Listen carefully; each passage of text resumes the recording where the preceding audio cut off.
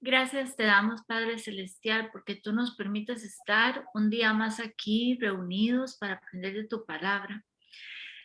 Gracias, Señor, por todo lo que hemos vivido y porque podemos decir que hasta aquí nos has ayudado, Señor, a nivel personal, porque cada uno de nosotros ha pasado las crisis que hemos pasado de salud, financiera, familiares, muchas cosas, Señor, atravesamos a lo largo de la vida, pero podemos decir hoy aquí que has estado con nosotros y que gracias a ti estamos aquí, Señor.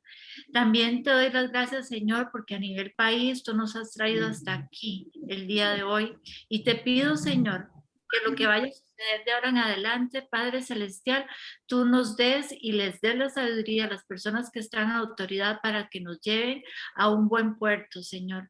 Trae personas con pensamientos claros, con ideas del reino de los cielos, y que saquen adelante este país y que todos nosotros nos arrollemos a las mangas para que cada uno de nosotros, desde nuestra influencia, desde nuestros dones, habilidades y capacidades, podamos ejercer también nuestra responsabilidad de hacer que las cosas cambien, Señor. Y precisamente porque queremos hacer bien las cosas y queremos acercarnos a ti y entender cuál es tu voluntad, estamos en estos espacios, Señor, cada lunes. Entonces te pido, Señor, que tú nos ayudes, que tu Espíritu Santo esté con nosotros para que podamos entender de manera clara lo que nos quieres decir, Señor, y que luego tengamos la suficiente fuerza y determinación para sacar adelante, Señor, lo que tú nos has mandado a hacer, ir afuera en este mundo y llevar un pedacito del cielo aquí en la tierra.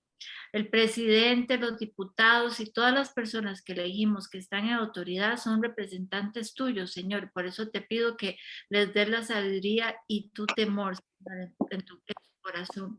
Pero nosotros somos los que trabajamos en el día a día, Señor, con las personas y los lugares que nos has enviado a trabajar, Señor. Te pedimos que nos ayudes a todos como país, que nos den nuevas fuerzas y que despiertes en los corazones de los costarricenses un ferviente deseo de conocer más de tu palabra, porque cuando nos acercamos a ti y ponemos nuestras cosas y nuestros proyectos y planes en tus manos, todo nos saldrá bien. Esta es mi oración, Señor, para los próximos 4 años que empiezan prácticamente ahora, Señor, y por eso te pido, Señor, que sean más estudiando tu palabra. En el nombre de Cristo Jesús. Amén. Amén. Bueno, chicos, ¿cómo están? Ha sido interesante, lindísimo. Me han contado cómo ha empezado el Evangelio de Juan que hemos estado leyendo estos días. Y como yo les contaba la semana pasada, la idea de leer el Evangelio de Juan es terminarlo por ahí de finales de Semana Santa. Entonces va a estar muy bonito eh, todo lo que estamos leyendo de Juan y lo que vamos a estar viendo o viviendo en Semana Santa propiamente. A Kenny y a mí nos encanta ver películas de Semana Santa, entonces es como ver ¿cómo se llama? La película y estar leyendo el libro al mismo tiempo. Esto está vacilón. Este, Ha sido muy, muy bonito lo que hemos estado viendo. La semana pasada me gustó mucho enfocarnos sobre los yo soy, ¿verdad? Y eso fue lo que vimos la semana pasada. Y esta semana vamos a ver otra parte importante del Evangelio de Juan, siempre basándonos en lo que hemos estado viendo de este, de cómo Dios se va presentando en la Biblia, ¿verdad? Y esta semana el tema se llama el Evangelio de los signos, porque la semana pasada estábamos viendo que el Evangelio de Juan también se llama el Evangelio del amor, porque lo escribió el discípulo amado y él fue el que se puso discípulo amado, que es una parte muy, muy vacilona, pensar que Juan se autodenominó discípulo amado y ahora todo el mundo lo reconoce como el discípulo amado, pero él se autodenominó así, ¿verdad? Entonces así, muy fácil. Pero el Evangelio de Juan es un Evangelio de signos y eso es lo que vamos a estar viendo esta semana, 7 signos importantes del Evangelio de Juan. Recordemos un poco para qué fue, cuál es el propósito del Evangelio de Juan. Entonces, don Álvaro, si quiere nos lee ahí Juan 20:31. Eh, Juan 20:31.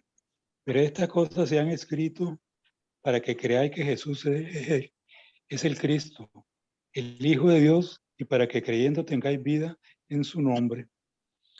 La idea, y estuvimos viendo un poco los evangelios, vimos el evangelio de Mateo, Marcos, Lucas, y cuál era el propósito de cada uno de los evangelios, porque recordemos que los evangelios son los libros más estructuradamente escritos, o sea, fueron escritos con una intención, no tanto como las cartas, ¿verdad? Que las cartas o las epístolas de Juan fueron escritas, simplemente eran cartas que le escribía a la iglesia de Tesalónica, a la iglesia de Corintios, y después se incorporaron como parte de la doctrina cristiana, o la Torá, que es probablemente escrito después de mucha tradición. Los evangelios fueron escritos más con un propósito y con un mandato, ¿verdad? Y entonces la idea del evangelio de Juan, el propósito del evangelio de Juan, lo vemos aquí. Que Jesús se reconozca como el Cristo. Entonces fue un evangelio que está escrito con esa intención tanto para judíos como para gentiles, para los que vienen de una tradición judía como para los que vienen de una tradición que no era judía, ¿verdad? Porque Juan está en una parte del mundo, ¿verdad? Donde sale de Jerusalén y empieza a evangelizar otras partes que no necesariamente eran judíos. A diferencia de Pedro, por ejemplo, que Pedro sí se queda en Jerusalén y se queda por ahí cerca, Juan sí sale un poco más y bueno, Pablo también sale bastante más. Pero la idea de Juan es que todos creamos que Jesús es el Cristo. Entonces, toda la parte que vimos la semana pasada de los yo soy se vuelve muy importante para la tradición judía. Aunque una persona que no fuera judío, y eso lo vimos la semana pasada, también entendía el evangelio de Juan y entendía todos esos yo soy. No tanto la profundidad como una persona judía, cuando le decían yo soy, y recordábamos que en el Éxodo Dios le contó o le dijo a Moisés que el nombre de él era yo soy el que soy. Y entonces cuando Jesús dice yo soy, tiene un trasfondo mucho más profundo de simplemente yo soy la luz del mundo. O sea, eso es algo mucho más profundo eso. Pero entonces vamos a ver lo que Jesús hacía y lo que Juan escribía específicamente para confirmar que Jesús es el Mesías, ¿verdad? Entonces, a diferencia de los otros evangelios que eran una narración cronológica de la vida de Jesús, el evangelio de Juan lo que busca es manifestar que Jesús es Dios. Entonces a él no le interesa que primero pasó esto, después pasó esto, después pasó esto. Por ejemplo, el evangelio de Lucas es un evangelio súper estructurado que empieza desde la concepción de Juan el Bautista y después de María y un montón de evidencia o un montón de datos que los otros evangelios no tienen. ¿Por qué? Porque Lucas hizo un trabajo de investigación y después ordenó toda la investigación y escribió su libro. A diferencia de Juan, Juan no le interesa qué pasó allá, qué pasó aquí. De hecho, no se menciona el nacimiento de Jesús. Simplemente lo que se menciona es lo que Juan quería hacer ver que Jesús era Dios. Y entonces, lo que busca Juan es fortalecer esa segunda fe, la segunda generación de creyentes, que es los que no caminaron con Jesús, y también corregir falsas doctrinas que se estaban difundiendo ahí en la primera iglesia. Entonces, Juan enfatiza que Jesús es Dios y que la relación entre espíritu y Cristo, ¿verdad? Que era una de las doctrinas que existía. Mucha gente empezó a decir, no, es que Jesús no era hombre, es que Jesús simplemente bajó del cielo y empezó a dar sus enseñanzas y después simplemente subió. No, Juan es muy claro en enfatizar que la palabra se hizo carne y habitó entre nosotros como un humano más. Eso es muy importante para el Evangelio de Juan. Y entonces la semana pasada vimos los yo soy, que son súper importantes porque empiezan a hablar del ministerio de Jesús, o sea, qué es lo que venía a hacer Jesús aquí en la tierra y qué es la misión de Jesús. Entonces son 7 yo sois que uno puede irlo viendo, que es interesante cuando estemos leyendo estos pasajes, recordemos y busquemos esos yo soy y dónde está. Yo creo que el de hoy fue por ahí, yo soy la puerta de las ovejas o por ahí andaba. en los que estamos leyendo estos días. Entonces yo soy el pan de vida, yo soy la luz del mundo, yo soy el buen pastor, yo soy la puerta de las ovejas, yo soy el camino, la verdad y la vida, yo soy el camino de santidad y yo soy la vid verdadera. Y eso es lo que estuvimos viendo la semana pasada.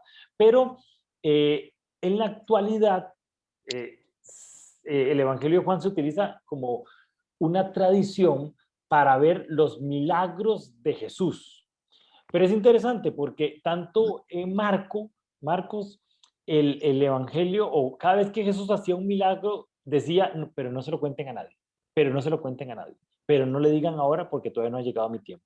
Y eso es lo que se llama el secreto mesiánico, que era como que Jesús estaba actuando y hacía milagros, pero no quería que la gente se diera cuenta de los milagros. Era como parte de su gracia que le salía naturalmente, el trabajar lo sobrenatural, pero no era lo que Jesús quería hacer. Y que la gente lo empezara a seguir por los milagros. De hecho, Jesús muchas veces dice, es que esta gente me está siguiendo simplemente porque yo ayer les di de comer y hoy quieren ver si les vuelvo a dar de comer o si hago algún acto de magia, ¿verdad? Eso es el enfoque que tienen los evangelios, los otros evangelios, los evangelios sinópticos. El evangelio de Juan no. El evangelio de Juan nunca dice que Jesús dijo que no le diga nada a nadie, pero sí habla que ¿para qué es que estoy describiendo estos milagros que están ahí, ¿verdad? Por ejemplo, Marcos en 8, 11, 12, Kenita, si querés, puedes leerlo.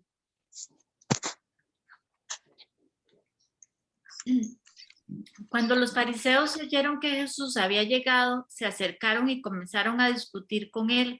Para ponerlo a prueba, exigieron que les mostrara una señal milagrosa del cielo, que mostrara su autoridad. Cuando Jesús oyó esto, suspiró profundamente en su espíritu y dijo, ¿por qué esta gente sigue exigiendo una señal milagrosa? Les digo la verdad, no daré ninguna señal a esta generación. Entonces es como ese secreto mesiánico que Jesús más bien quería esconder, o por lo menos así lo vemos en los evangelios, que Jesús quería esconder esas señales porque decía, esta gente lo que está queriendo es un show y yo no vengo aquí a hacer ningún show.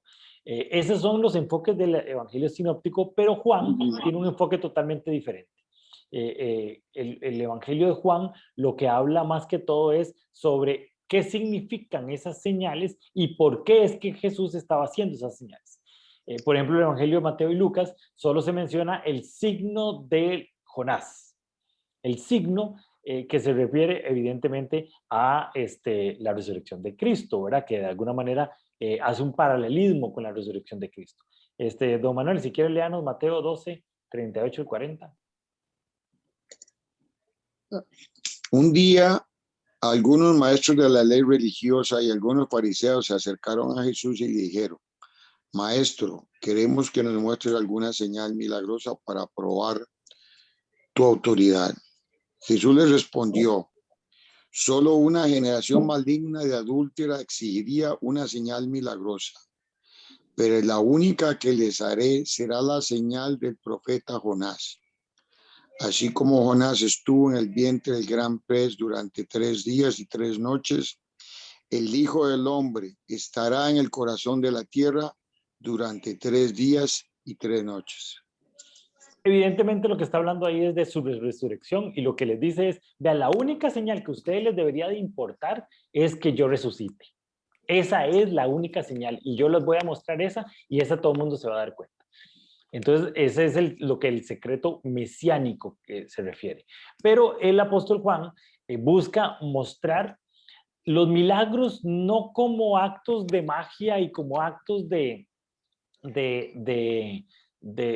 una propaganda ahí espiritual, sino más bien como signo. Por eso es que se habla del evangelio de los signos o de las señales. ¿Por qué? Porque lo que hacen es señalar que Jesús es Dios. Y como ese es el propósito del evangelio de Juan, entonces los señales o los signos que suceden ahí, los milagros que hace Jesús, tienen el propósito de señalar que Él es Dios. Por eso es que se llama el evangelio de los signos. ¿Por qué? Porque vemos ahí 7 signos que hablan sobre 7 partes del ministerio de Jesús. Y eso es lo que quiero que revisemos durante esta clase de hoy. Entonces, los 7 signos. El primero es el milagro de las bodas de Caná. Adri, si quieres puedes leernos ahí el milagro de las bodas de Caná. Juan 2, 1 al 11. Al día siguiente se celebró una boda en la aldea de Caná de Galilea. La madre de Jesús estaba presente y también fueron invitados a la fiesta Jesús y sus discípulos. Durante la celebración se acabó el vino. Entonces la madre de Jesús le dijo, se quedaron sin vino. Apreciada mujer, ese no es nuestro problema, respondió Jesús. Todavía no ha llegado mi momento. Sin embargo, su madre les dijo a los sirvientes, hagan lo que él les diga. Seguimos aquí en la próxima pantalla también ahí. Sí. Cerca de allí había 6 tinajas de piedra que se usaban para el lavado ceremonial de los judíos. Cada tinaja tenía una capacidad de entre 75 a 113 litros. Jesús les dijo a los sirvientes, llenen las tinajas con agua. Una vez que las tinajas estuvieron llenas, les dijo, ahora saquen un poco y llévenselo al maestro de ceremonias. Así que los sirvientes siguieron sus indicaciones. Cuando el maestro de ceremonias probó el agua que ahora era vino, sin saber de dónde provenía, aunque por supuesto los sirvientes sí lo sabían, mandó a llamar al novio. Un anfitrión siempre sirve el mejor vino primero, le dijo. Y una vez que todos han bebido bastante, comienza a ofrecer el vino más barato.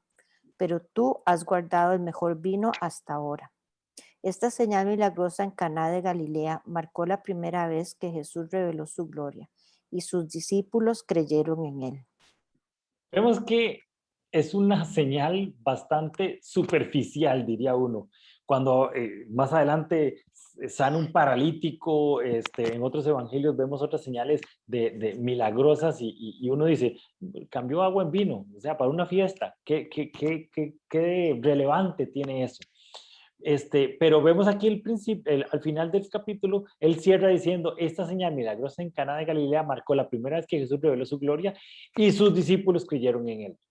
La idea de esa primera señal era que un poquito de gente de los que estaban cercanos de su petit comité empezaran a ver que había un poder sobrenatural sobre Jesús, que no era una cosa de simplemente un profeta más, sino que él hacía cosas diferentes. Hay una serie lindísima que lo pueden buscar no está en Netflix, es como en una plataforma privada que tienen ellos que se llama The Chosen. Es como tienen varios capítulos y es una muy buena producción. Y habla sobre las bodas de Caná, lindísimo, me encantó el enfoque que hacen ellos sobre las bodas de Caná. Como que le da un contexto histórico más interesante sobre este milagro. Pero lo interesante es que Jesús utiliza las tinajas de la purificación. Esto es importantísimo para el signo que él está dando, para la señal que él está dando, que simplemente lo que hizo, agarró unos tablos que estaban ahí, los llenó de agua y se los llevó y se convirtieron en vino. Pero el que haya agarrado las tinajas de la purificación es importantísimo. ¿Por qué? Porque era un rito que los judíos hacían frecuentemente antes de sentarse a celebrar, ¿verdad? Era un rito como de lavarse las manos y lavarse los pies, y era un rito que se hacía para purificarse, para presentarse a la fiesta como Dios manda. Y es una referencia muy clara a la ceremonia que Jesús después va a convertir en la Cena del Señor, que es una señal muy clara sobre el derramamiento de su sangre en la cruz cuando él murió. Entonces, esa señal de convertir el agua en vino se vuelve importantísima porque nos cuenta el final de lo que Jesús iba a hacer, que era morir por nosotros, y lo que nos dejó después, que es el rito de la Santa Cena. Dígame, Margarita. Es que un día Luis Carlos me leyó ese pasaje, bueno, estaba leyendo ese pasaje y me dijo, usted nunca va a entender lo que esto significa. Por lo de María, la participación de María ahí, que le dice que hagan lo que él dice. ¿Qué tiene usted que decir sobre eso? Explíqueme, que, por favor. que esta versión es Porque, vacilona. Esta versión es vacilona porque le dice, que me llamó la atención en esa parte, dice, apreciada mujer, este no es nuestro problema. En otras versiones es un poco más duro y le dice, mujer, ¿qué le pasa si no ha llegado mi momento? Y a veces uno siente como que Jesús es un poco fuerte en eso. La tradición católica definitivamente lo que hace ver ahí es como María interviene y solicita un milagro. Es interesante porque, a mi parecer, este es el primer milagro que está reportado en la totalidad de los evangelios. No hay otro milagro antes en el tiempo que este de la boda de Caná. Pero si María le dice a Jesús, hagan lo que, le dice a los sirvientes, hagan lo que él les diga, quiere decir que Jesús seguramente ya había hecho otro tipo de milagros, pero tal vez como en el seno del hogar.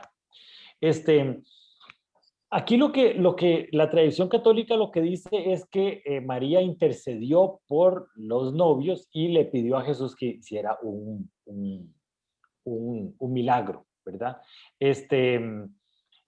Y entonces en este momento, la tradición católica lo que dice es que esa intercesión de María es lo que ellos le piden a María y para que María le pida a Jesús y como que llega más fácil la oración.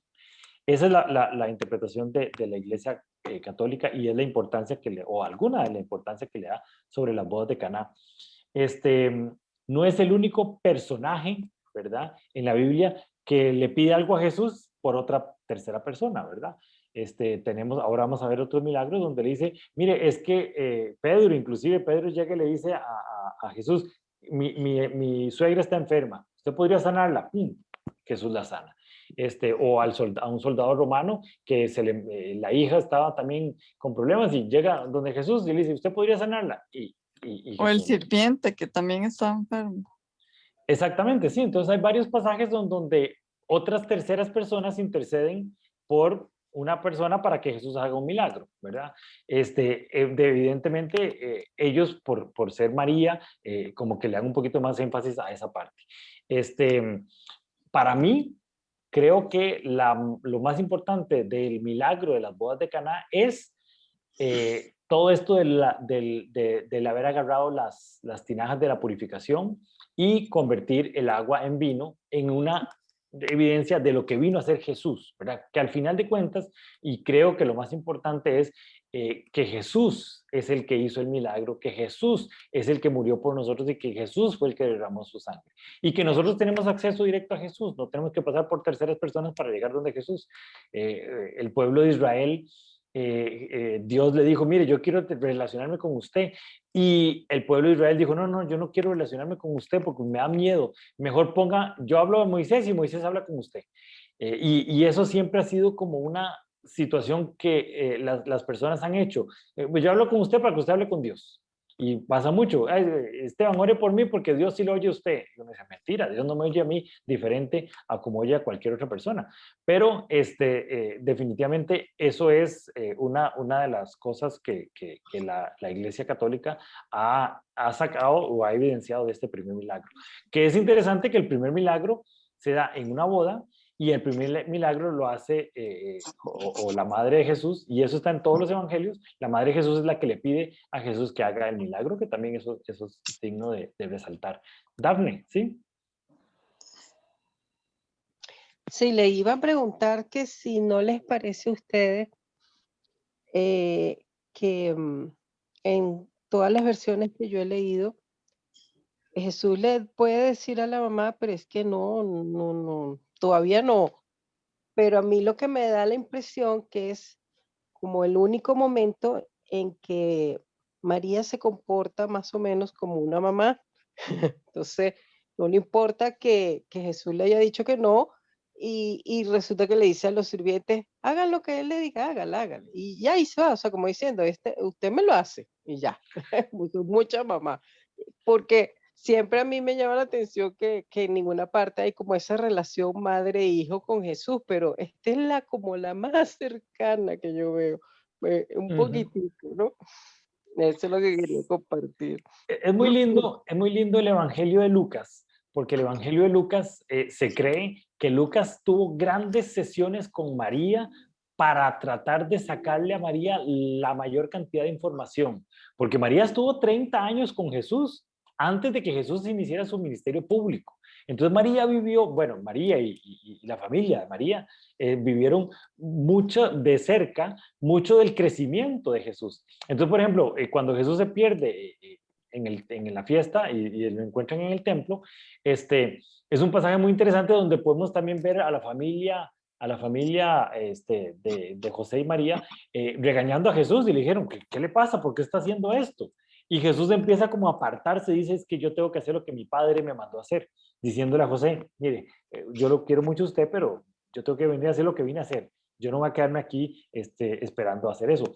Pero después dice, y Jesús dejó de hacer eso. O sea, no volvió a perderse y no volvió a salirse, perdón, de los chingos de la familia, por así decirlo. Entonces, durante 30 años Jesús estuvo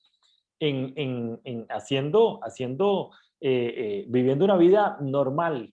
A los 30 años él sale y empieza su ministerio público, especialmente en las bodas de Caná. Entonces sí es muy interesante que aunque Jesús le dice, no, todavía no, María le dice, no, ha llegado el momento, ¿verdad? Porque María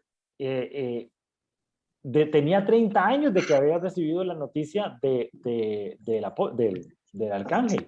Y ya María sabía lo que Jesús iba a venir a hacer y cuál era la identidad de Jesús. Yo creo que es la primer discípulo de Jesús fue María, porque ella ya sabía y ella impulsó el ministerio. Entonces sí es muy interesante ver esta figura así como tierna de María, pero en el Evangelio de Lucas se puede ver todavía mucho más evidente ese personaje de María y su relación con su hijo, ¿verdad? Que al final de cuentas era una relación que su hijo, que Jesús nunca dejó de preservar, y hasta la cruz, ¿verdad? Cuando llega le dice a Juan mismo, ve, ahí está su madre y ahí está su hijo, cuídeme a Juan, por favor. Entonces él estaba preocupado por eso. Entonces es muy interesante ese personaje o esa situación ahí con María y lo que pasa ahí en las bodas de Caná.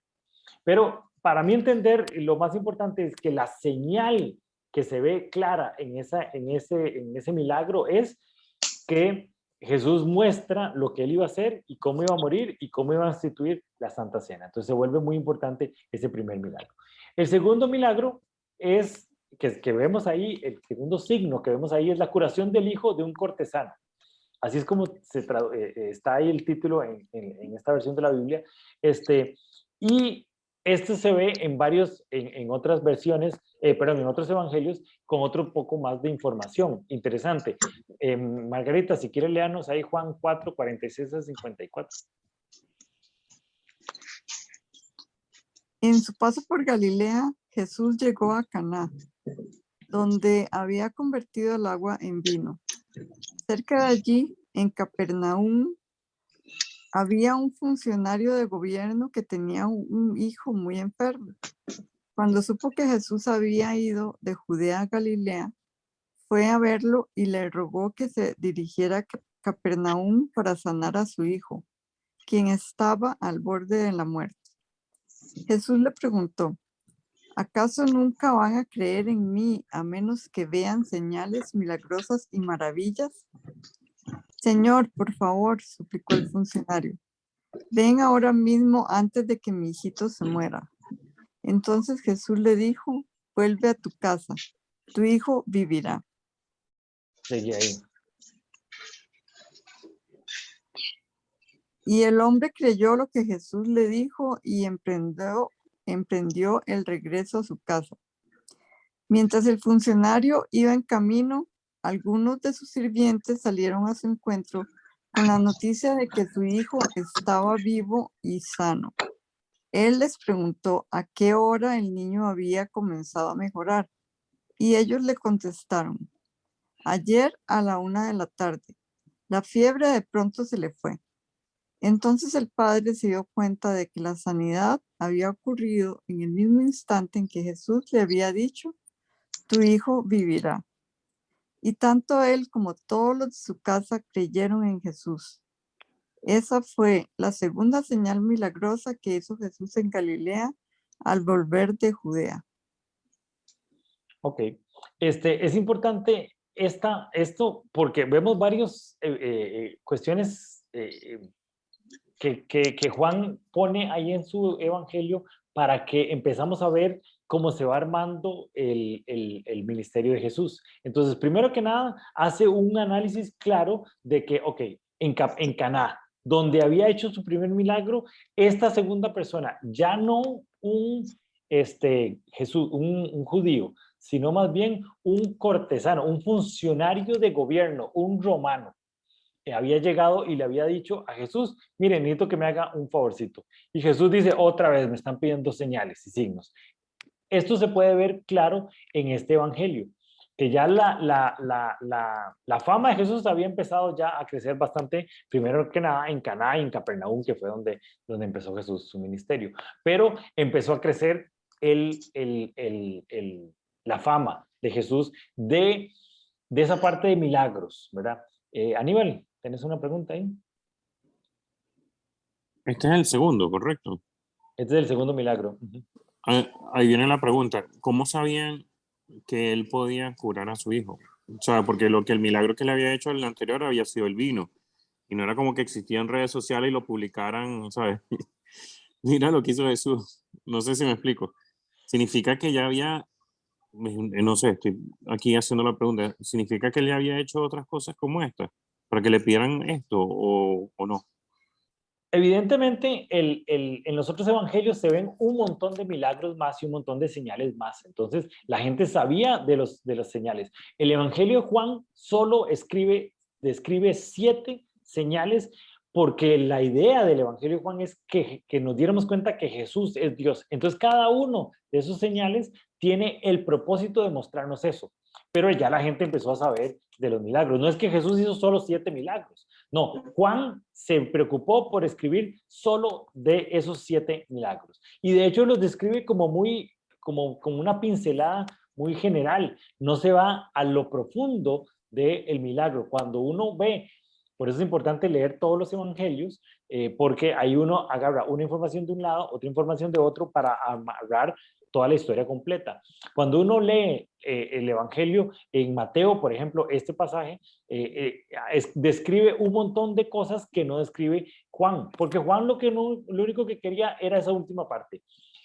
Esa fue la segunda señal milagrosa que hizo Jesús en Galilea al volver de Judea. Entonces, ok, este es el segundo milagro. ¿Y por qué es importante ese milagro? Porque ese milagro nos hace ver que Jesús no vino para el pueblo judío, nada más. No es que vino a hacer milagros para el pueblo judío, sino se lo hace ahí a un soldado romano. Y empieza a tocar un tema importante que es que se describe en Mateo, en el Evangelio de Mateo, que Juan no lo escribe en su Evangelio, pero es este mismo pasaje. Y quería por eso ponérselos ahí para que ustedes lo vieran.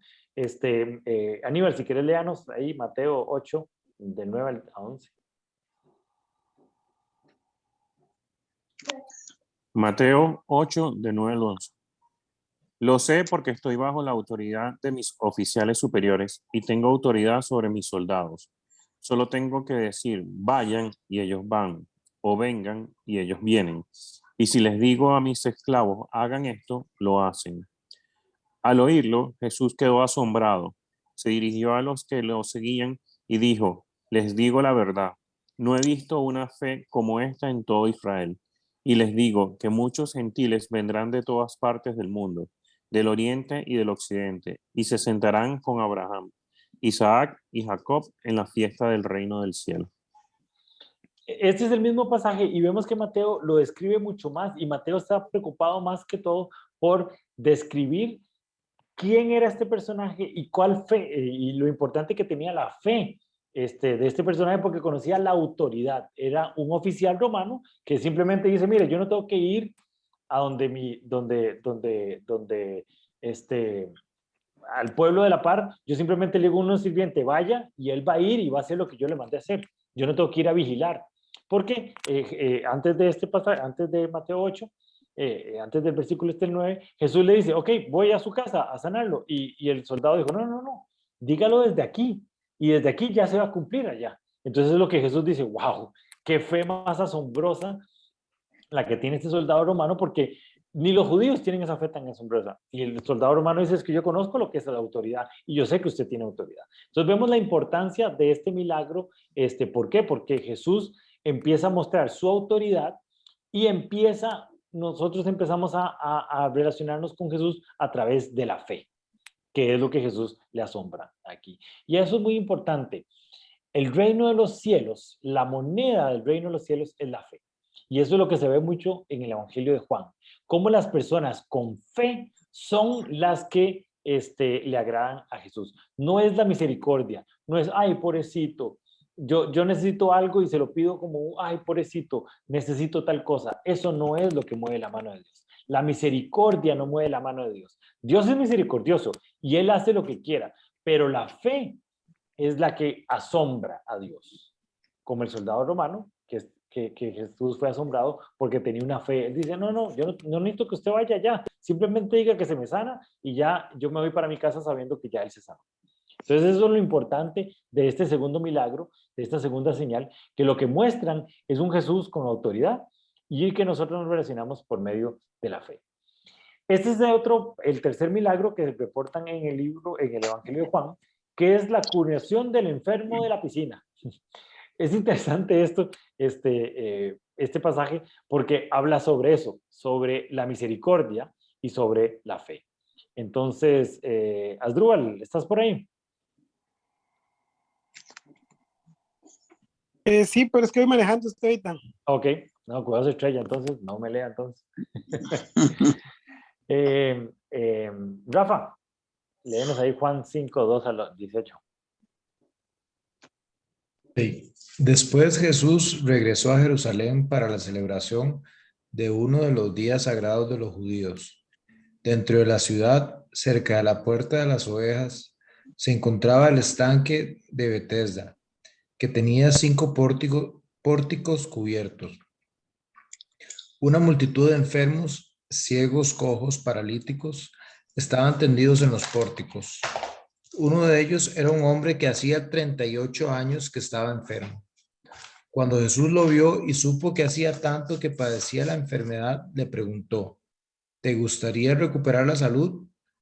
Es que no puedo, Señor, contestó el enfermo, porque no tengo a nadie que me meta en el estanque cuando se agita el agua. Siempre alguien llega antes que yo. Jesús le dijo, ponte de pie, toma tu camilla y anda. Al instante el hombre quedó sano. Enrolló la camilla y comenzó a caminar. Pero ese milagro sucedió el día de descanso. Así que los líderes judíos protestaron. Le dijeron al hombre que había sido sanado, no puedes trabajar el día de descanso. La ley no te permite cargar esa camilla. ¿Sigue ahí? Pero él respondió, el hombre que me sanó me dijo, toma tu camilla y anda. ¿Quién te dijo semejante cosa? Le exigieron. El hombre no lo sabía porque Jesús había desaparecido entre la multitud. Pero después Jesús lo encontró en el templo y le dijo, ya estás sano, así que deja de pecar o podría sucederte algo mucho peor. Entonces el hombre fue a ver a los líderes judíos y les dijo que era Jesús quien lo había sanado. Entonces los líderes judíos comenzaron a acosar a Jesús por haber violado las reglas del día de descanso. Pero Jesús respondió, mi padre siempre trabaja y yo también. Entonces los líderes judíos se esforzaron aún más por encontrar una forma de matarlo, pues no solo violaba el día de descanso, sino que además decía que Dios era su padre, con lo cual se hacía igual a Dios. Entonces es interesante. Lejos de que los milagros señalaran a Jesús como el Mesías, para los líderes de la iglesia, cada milagro que Jesús hacía más bien lo sentenciaba más a la muerte. Y entonces es interesante, hay una diferencia o un contraste entre lo que los milagros generan en la gente, donde la gente empieza a creer en Jesús, la gente empieza a creer y son signos de que Jesús es el Mesías, y otros en contraposición, como todos los milagros, más bien van enojando al gobierno judío, a toda la parte eclesiástica, diciendo, no, es que es una barbaridad que este hombre haga estas cosas. Y cuando uno se pone a pensar en lo que le pasó a este señor, que tenía 38 años enfermo, y Jesús lo sanó, y le dice, toma su camilla y anda, y los otros estaban preocupados porque lo sanó un sábado. Entonces, pero ¿en qué cabeza cabe? Si eran 38 años, la sanidad tiene que llegar ya. Y entonces se vuelve ridículo. Y aquí yo creo que es la idea de Juan de poner ridículo, o poner qué ridículo era que el pueblo, o que los gobernadores, la parte eclesiástica judía, estaba más preocupada en que lo había sanado un sábado, que verdaderamente está sano. ¿Verdad? Entonces es las cosas ilógicas, y que hace ese contraste en el Evangelio de Juan, para ver cómo los signos empiezan a acercar a Jesús a la fe, a que la gente que empezara a creer en él, pero también lo acercan a la cruz, y cómo cada vez va más acercándose a la cruz. Aquí tengo que hacer una aclaración importante, que creí que no tenía que hacerla, pero creo que tengo que hacerla, que es que resulta que en ese pozo de Bethesda existía una creencia que llegaba un ángel y agitaba el agua, y era la señal para que la gente llegara y se tirara al agua, y el primero que entraba al agua quedaba sano. Y eso es lo que le dice este hombre a Jesús, que él está tan paralítico, no se puede mover, que cuando se empieza a agitar el agua, él empieza a caminar, pero alguien se tiró antes, entonces él no podía sanarse, y durante 38 años llegaba tarde a sanarse. Y Jesús dice, no, mire, la sanidad no es por lo que usted hace, es por lo que yo soy. Y Jesús viene y trae la sanidad. Y eso es lo importante de este tercer signo, que Jesús no es el curandero que nos sana, Jesús es el que nos trae una sanidad completa. Y después le dice al paralítico, bueno, ya está sano, bueno, pues no peque más, porque si no puede salir algo mucho peor. Y vean qué interesante, cómo los signos y las señales empiezan a darle autoridad a Jesús. El paralítico dice, yo no sé, el que me sanó me dijo que agarre mi camilla y me fuera, yo le hice caso. ¿Por qué? Porque lo que Jesús había hecho se había puesto en un lugar de autoridad. Ya el paralítico decía, este no es una persona cualquiera, este es la persona que tuvo la misericordia conmigo para sanarme. Y yo le voy a hacer caso. Si él me dice, brinque en una pata, claro, yo brinco en una pata. Y si me dicen, anda y no peques más, yo voy a caminar y no voy a pecar más. Entonces ven qué bonito como Jesús empieza a ganar autoridad sobre estos primeros cristianos, que empiecen a seguirlo por las señales, no como un curandero, sino como las señales que verdaderamente lo ponen él en un lugar de autoridad. Y después en estos pasajes, podemos leerlo más adelante, cómo los dirigentes de la iglesia empiezan a decir, no, este muchacho está haciendo cada vez señales más importantes, tenemos que pararlo. Hay un montón de gente enferma y es capaz que este mae va a sanar a todos, y sería una tristeza aquí. Entonces vemos cómo estaba el corazón de esa primera dirigentes cristianos, judíos, ¿verdad? Y empieza a Jesús a declarar su doctrina, a hablar de la fe, a hablar de que somos hijos de Dios, y hablar de Jesús, de Dios como su Padre, y eso era totalmente diferente para la tradición judía. Jesús era algo así como superpoderoso, yo no me podía acercar a él, y efectivamente así no era, así era. La gente no se podía acercar a Jesús, a Dios. ¿Por qué? Porque había pecado en el mundo. Pero cuando Jesús hace la obra, ya él nos dice, no, acérquese a mi Padre. Y a veces nosotros como que no valoramos esa parte tan importante del Padre Nuestro, que empieza diciendo, Padre Nuestro que estás en el cielo. Eso es una tradición, es una doctrina totalmente diferente a lo que vemos en el Antiguo Testamento, donde era Elohim, donde era Jehová, donde no era Padre. Y no solo eso, hay en otros pasajes que Jesús le dice papito, así como el cercano, ¿verdad? Entonces Jesús empieza con sus signos a mostrar la autoridad, y en esa autoridad empieza a mostrar una doctrina totalmente diferente que la doctrina judía. Después el cuarto signo es la multiplicación de los panes y los peces. Dafne, si quieres pueden leernos ahí Juan 6 del 1 al 14. Juan 6, 1, 14. Después Jesús cruzó al otro lado del mar de Galilea, conocido también como el mar de Tiberías.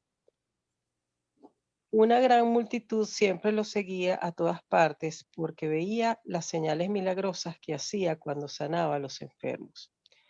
Entonces Jesús subió a una colina y se sentó allí rodeado de sus discípulos.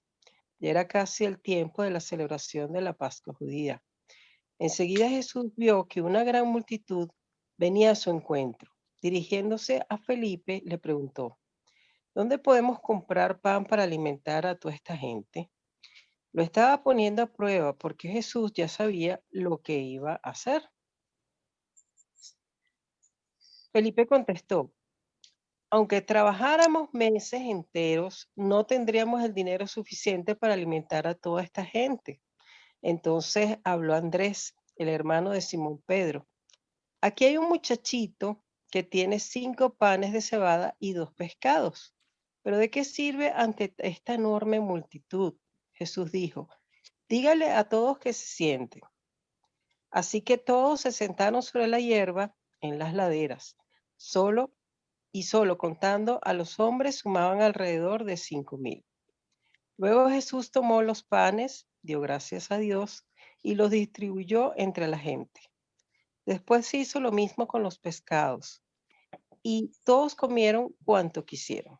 Una vez que quedaron satisfechos, Jesús les dijo a sus discípulos: ahora junten lo que sobró para que no se desperdicie nada.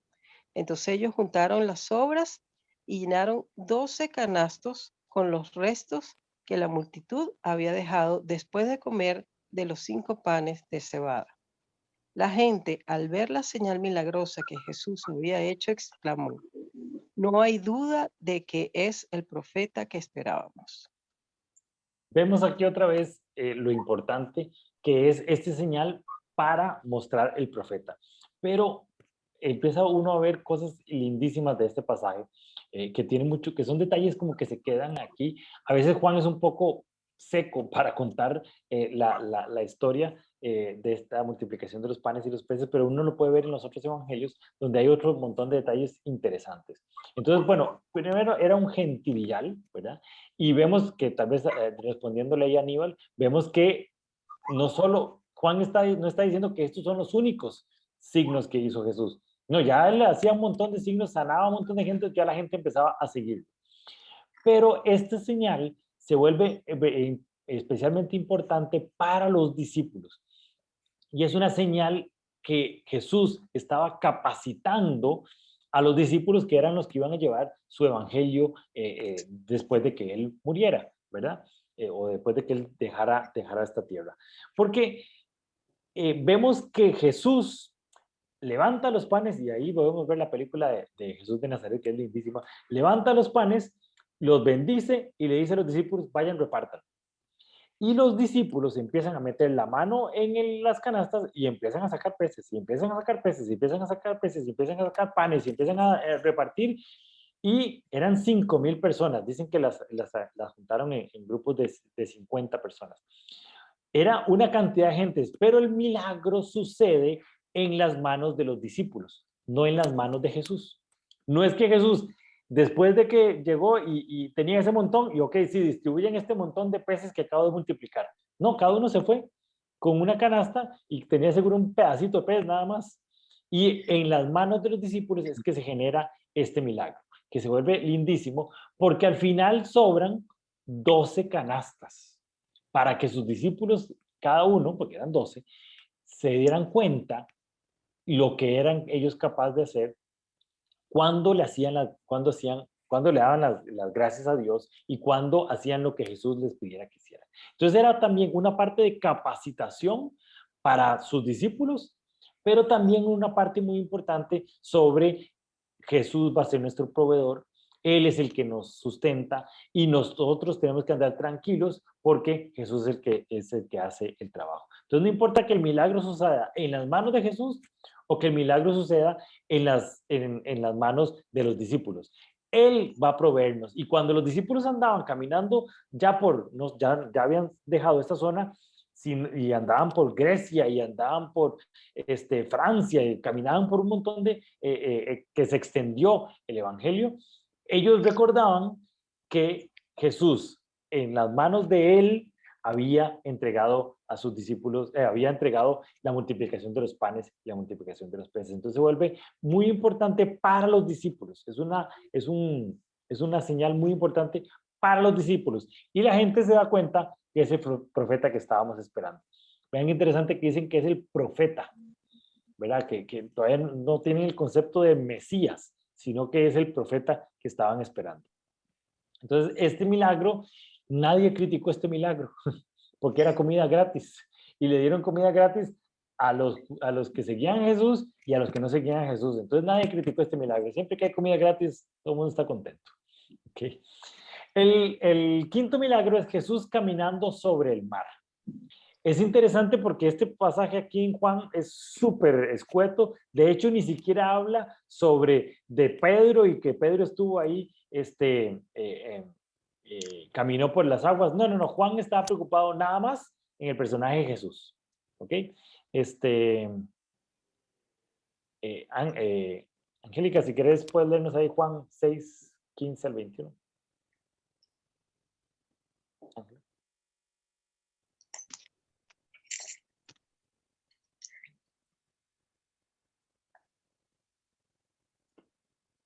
¿A quién dijiste, Esteban?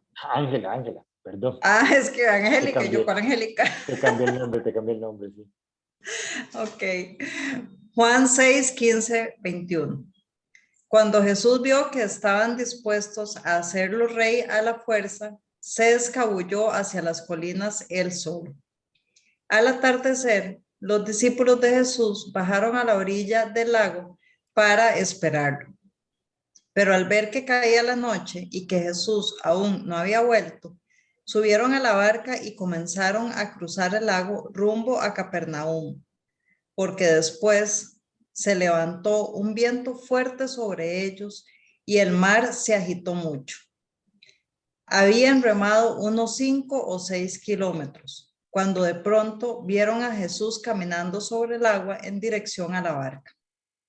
Estaban aterrados, pero él exclamó: no tengan miedo, yo estoy aquí. Entonces lo recibieron con entusiasmo en la barca y enseguida llegaron a su destino. Vemos que Juan es súper seco para escribir este pasaje. Cuando lo vemos, por ejemplo, en Marcos, que es donde Pedro le dice, bueno, yo quiero caminar en las aguas, y Jesús le dice, véngase y camine, y empieza Pedro a caminar en las aguas. Nada de eso está escrito aquí en el Evangelio de Juan. Nada más lo que describe aquí es lo que los discípulos sintieron cuando estaban en medio de la barca, en una tormenta, y vino Jesús y nos salvó.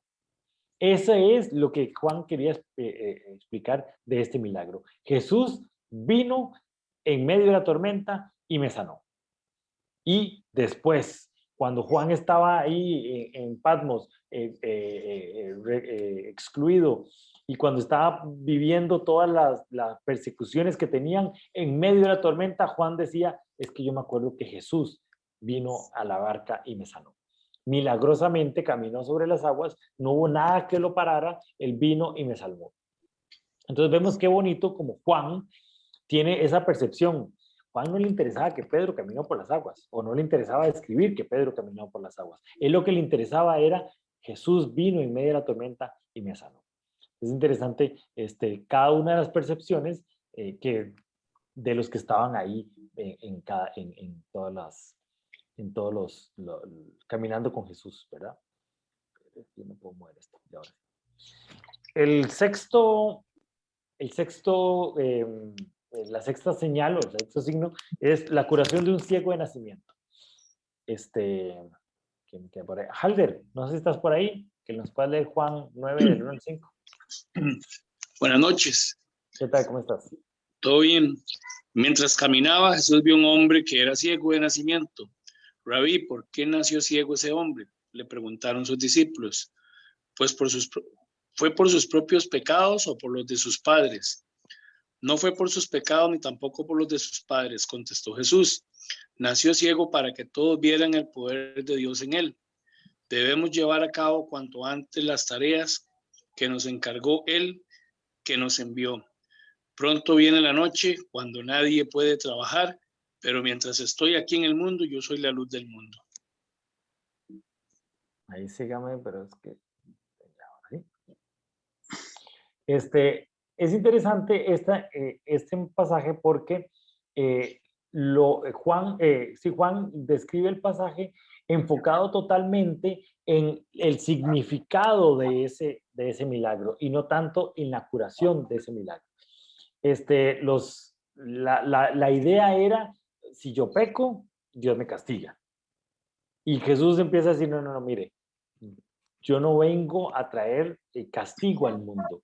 Yo no vengo a ver si usted hizo algo mal o yo hizo algo bueno. Yo vengo a sanar. No me importa de dónde viene, no me importa qué es lo que hayan hecho, no me importa lo que hicieron los padres, no me importa lo que hicieron los hijos. No, yo vengo a traer la luz en el mundo. Entonces, se vuelve muy importante porque este sexto señal se relaciona totalmente con lo que vimos la semana pasada de los yo soy.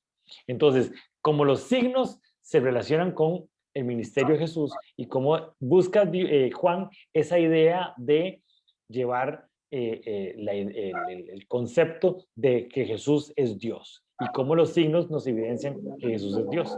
Es el sexto señal. Y el séptimo señal es la cúspide del ministerio de Jesús y es la ruta a su cruz también.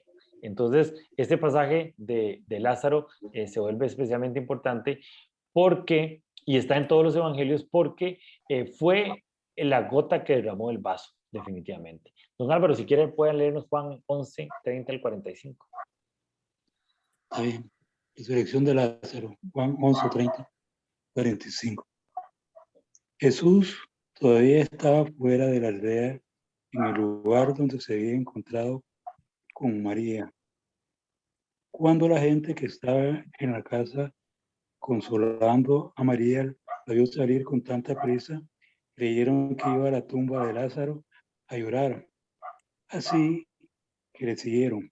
Cuando María llegó y vio a Jesús, cayó a sus pies y dijo: Señor, si tan solo hubiera estado aquí, mi hermano no habría muerto. Cuando Jesús la vio llorando y vio a la gente lamentándose con ella, se enojó en su interior y se conmovió profundamente. ¿Dónde lo pusieron?, les preguntó. Ellos le dijeron: Señor, ven a verlo. Entonces Jesús lloró. La gente que estaba cerca dijo: miren cuánto lo amaba. Pero otros decían: este hombre sanó a un ciego. ¿Acaso no podía impedir que Lázaro muriera?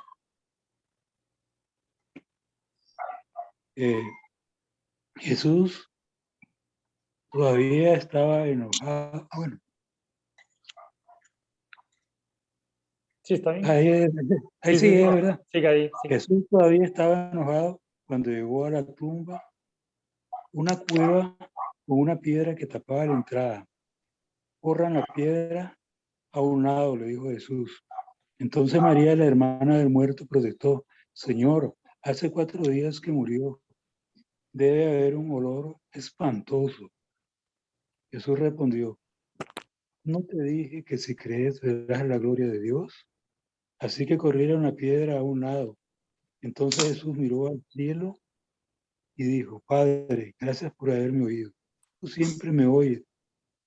Pero lo dije en voz alta por el bien de toda esa gente que está aquí, para que crean que tú me enviaste.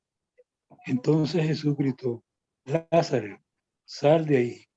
Y el muerto salió de la tumba con las manos y los pies envueltos con vendas de entierro y con la cabeza enrollada en un lienzo. Jesús les dijo, quiten la venda y déjenlo ir. Al ver lo que sucedió, muchos de entre la gente que estaban con María creyeron en Jesús. Ok,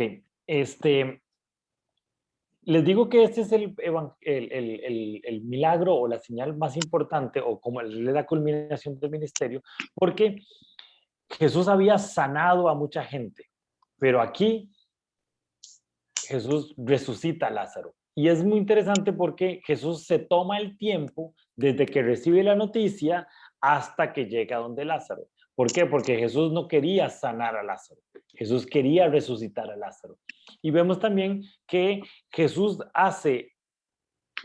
toma una actitud y dice algunas cosas, y a mí que me encanta el teatro, se da uno cuenta que el texto y el subtexto, ¿verdad? Jesús está diciendo, pero no lo dice porque él está contento que lo escuchó Dios, sino para que la demás gente entendiera y escuchara que fue que él, por su relación con Dios, es que hace estos milagros, que él es Dios, ¿verdad? Que es lo que Juan quiere explicar en este milagro.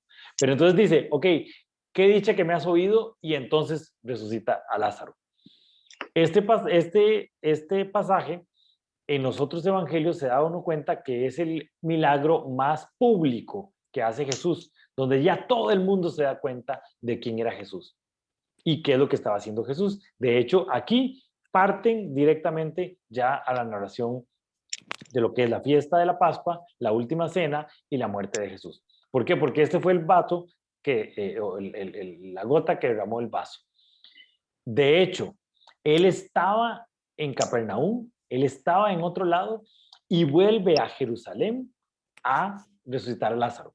Entonces, él sabía que volver a Jerusalén era meterse en la boca del león, es meterse en toda la estructura religiosa que lo estaba persiguiendo y que lo daba y quería matarlo. Pero él, primero que nada, deja claro quién lo mandó a él, que es uno de los pasajes como de las cosas más interesantes que he podido ver en el Evangelio de Juan, que es que los sacerdotes judíos decían, es que él está haciendo ese milagro porque es del diablo, es que él hace estas señales porque son señales demoníacas. Entonces, es esa discusión que tenía Jesús con los líderes de la iglesia, y Jesús dice, nadie puede hacer estas señales si no viene de Dios. Y la gente empieza a agradecerle porque lo sanó, porque lo curó, porque lo resucitó. Y él siempre le agradece, y Jesús siempre dice, es que Dios trae bendición a su vida. Dios, eso es lo que vengo yo a hacer aquí. Entonces es interesante cómo esas dos críticas están, o esos dos argumentos están ahí latentes en todo el Evangelio de Juan. Pero lo importante es que Jesús vino a donde Lázaro y culmina ahí su ministerio y empieza a realizar actos que últimamente acabarán con su sentencia de muerte.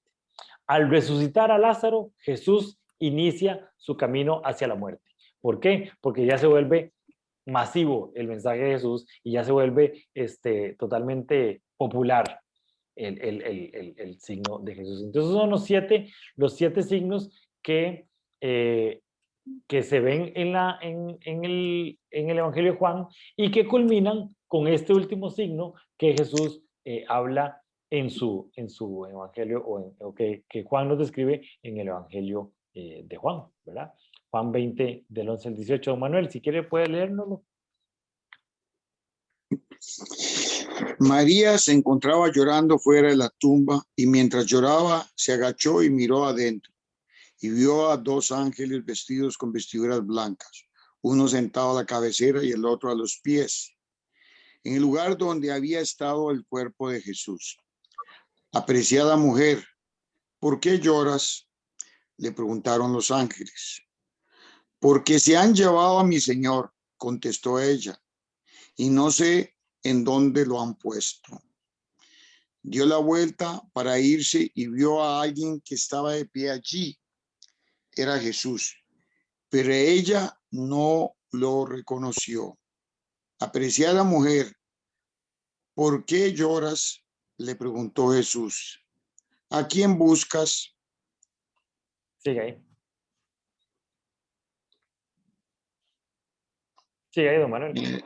Ok. Y ella pensó que era el jardinero y le dijo, estoy tratando de acomodar el tamaño de la letra. Ok, perdón. Señor, si usted se lo ha llevado, dígame, ¿dónde lo puso? Y yo iré a buscarlo. María, dijo Jesús. Ella giró hacia él y exclamó, Raboni, que en hebreo significa maestro. No te aferres a mí, le dijo Jesús, porque todavía no he subido al Padre, pero ve a buscar a mis hermanos y diles, voy a subir a mi Padre y al Padre de ustedes, a mi Dios y al Dios de ustedes. María Magdalena encontró a los discípulos y les dijo, he visto al Señor, y les dio el mensaje de Jesús. Es lindísimo porque los primeros que hablan sobre la resurrección de Jesús en todos los evangelios son mujeres. Las primeras personas que se dan cuenta de que Jesús resucitó son mujeres. Y esa es la culminación de todos los signos, que es el signo más importante, que desde el puro inicio Jesús decía el signo de Jonás. O sea, yo voy a morir, voy a estar 3 días en la tumba y voy a resucitar. Y yo voy a hacer todo ese trabajo. Entonces es importante el señalar este signo en el Evangelio de Juan. ¿Por qué? Porque nos hablan de qué es lo que venía trayendo esos 7 signos y que esta es la culminación, el que engloba todo lo que vino a hacer Jesús.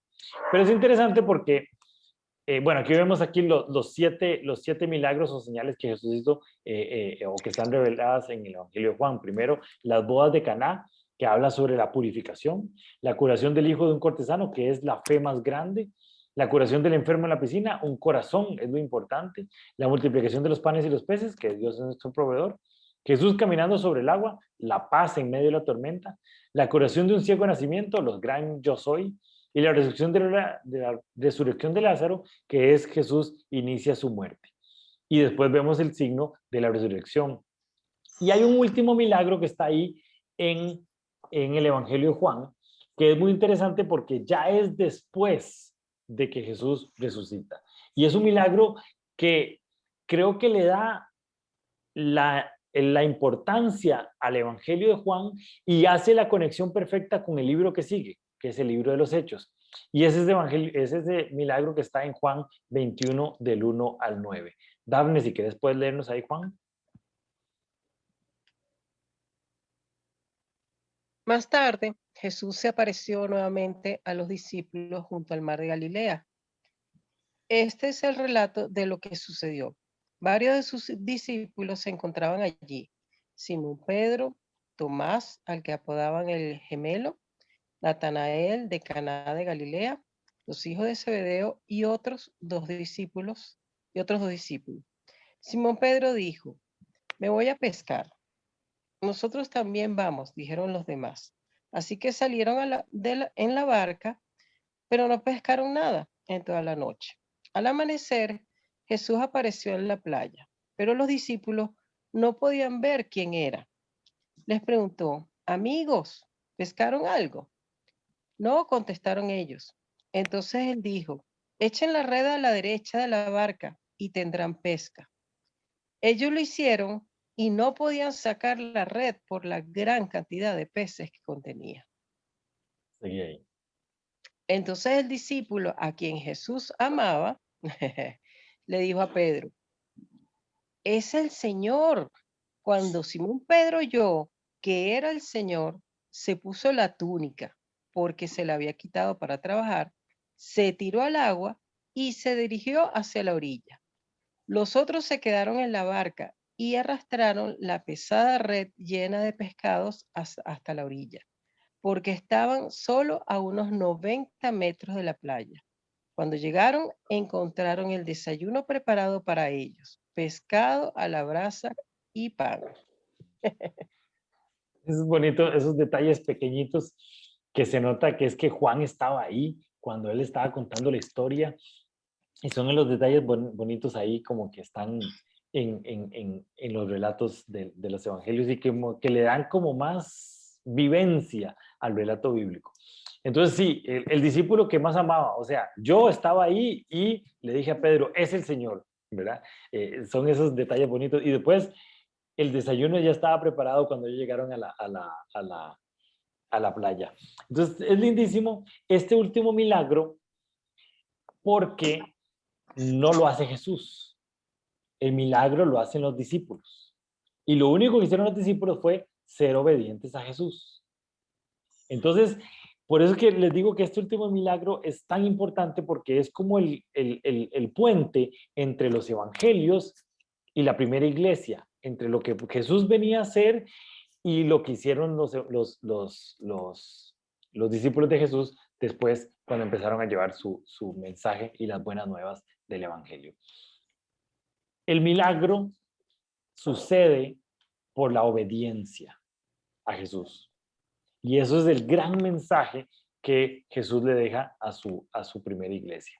Ustedes, mientras sigan caminando y siendo obedientes a lo que yo haga, ustedes van a hacer muchas cosas mucho mayores a las que yo hice.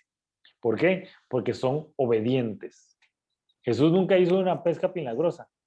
Jesús nunca sanó con la sombra. Pedro sanó con la sombra. Dice en el pasaje en Hechos que Pedro iba caminando y los enfermos iban sanando. Jesús nunca hizo eso, pero Pedro estaba siendo obediente a lo que Jesús le había dicho aquí, porque es el pasaje donde Jesús le dice a Pedro que si lo ama y le pregunta 3 veces para restaurar todo lo que Pedro había perdido con la parte de la crucifixión cuando lo había negado 3 veces. Entonces vemos qué bonito porque en este último milagro Jesús recuerda a sus discípulos lo que le había dicho a Pedro. Sígueme, yo te haré pescador de hombres. Y Pedro, entre tanta historia y tanta cosa y la muerte, se le había olvidado que él era pescador de hombres.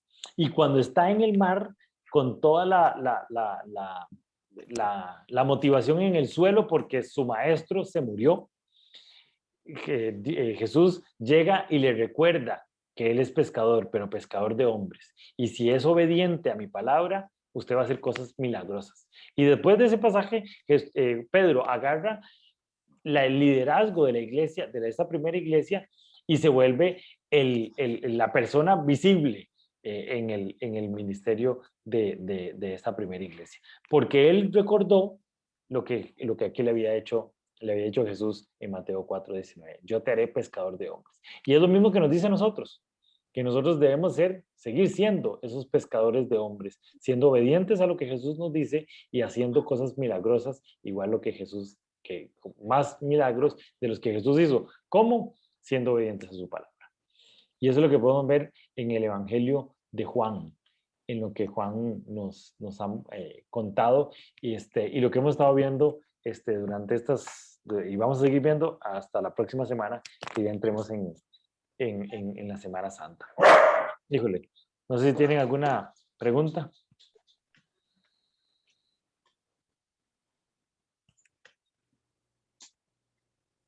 No, yo solo quería Sí. comentar que un versículo que me gustó mucho de todo lo que leímos que dice algo así como que no te he dicho que si crees verás la gloria de Dios. Entonces entre y obedecer a Dios está como que lo fuerte, pues, pienso yo. Exactamente, sí. Es que yo creo que la fe empieza con esos, o sea, si usted hace lo que le mandan a hacer, es porque tiene fe, que la obediencia lo va a llevar a un mejor lugar, ¿verdad? Si Pedro hubiera dicho, no, pues que voy a hacerle caso yo a este viejillo que no sabe nada de pesca, ya no hubiera tirado la red donde Jesús le había dicho, ¿verdad? Pero ya Pedro sabía, porque ya había vivido, ya él tenía un testimonio y por eso es que la fe y la obediencia van de la mano. O sea, yo no puedo decir que yo creo en Dios y no le hago caso a lo que Dios me dice. Entonces, por eso la fe y la obediencia van ahí de la mano. Muy bonito Sí, eso. ¿verdad? yo no entiendo mucho de pesca, Esteban, pero yo me imagino que Pedro sí, y él sabía que a la orilla no iba a pescar, Ujú. y sin embargo fue obediente, a pesar de ser un experto pescador. Exacto. Imagínense si no le hubiera hecho caso. Exactamente. Hubiera Y eso, perdido. y eso es lo bonito del personaje de Pedro, que es súper rústico, ¿verdad? Pero sí súper obediente también, ¿verdad? Sí, sí, sí, muy, muy bonito eso. Sí, porque estaban, dice el pasaje, a 90 metros de la playa. Ahí no se pesca. Sí. Tiene que pescar más adentro. Y eso que yo tampoco sé pescar. Pero nos toca ser pescadores de hombres. Listo. Yo no sé si tienen alguna petición de oración que quieren que oremos.